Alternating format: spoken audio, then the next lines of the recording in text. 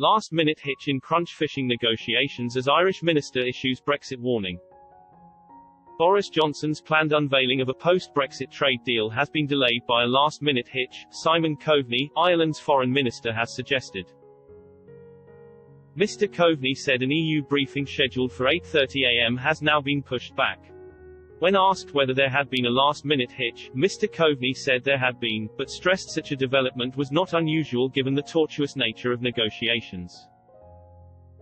Mr. Coveney said a deal with respect to the fishing access had been agreed in principle, but emphasized details were still being thrashed out. He also suggested he was hopeful Brexit can provide us with some good news today, but was unable to provide any firm guarantees. Mr. Coveney said Mr. Johnson had been due to hold a news conference around now. However, he added, that hasn't happened. The explanation related to a problem related to the small text of a fisheries agreement, he told Ireland's RTE radio.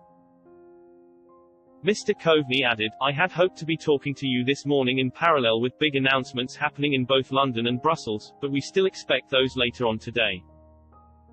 Mr. Coveney's admission comes at a time of considerable anxiety in Dublin, with Ireland certain to be badly hit economically if the UK and EU fail to strike a deal. A good deal is also crucial for the country's fishing sector. Speaking earlier this month, Ray Bassett, Ireland's former ambassador to Canada, Jamaica and the Bahamas, predicted whatever agreement emerged would be a raw deal for the industry.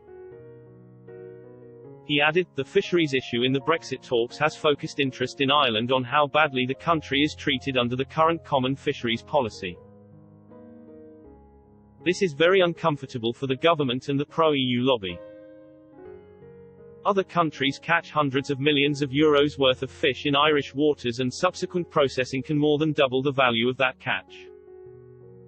The possibility, or more likely the probability that Ireland's meagre fish ration in its own waters may even be further reduced to cater for French, Spanish and Dutch fishing interests displaced by Brexit, is causing consternation. Also speaking earlier this month, Minister for Agriculture, Food and the Marine Charlie McConalogue said, it's really important as we come towards what we hope will be a positive outcome that there is recognition there from the British government that, in return, there are many positive aspects of being part of the free trade market, that needs to work both ways, in particular in relation to reciprocal access to waters and also maintenance of quota share. Any reduction in our fish quota we want to avoid at all costs. That's why the attachment of the fish negotiations to other aspects of the Free Trade Agreement, FTA, is really important.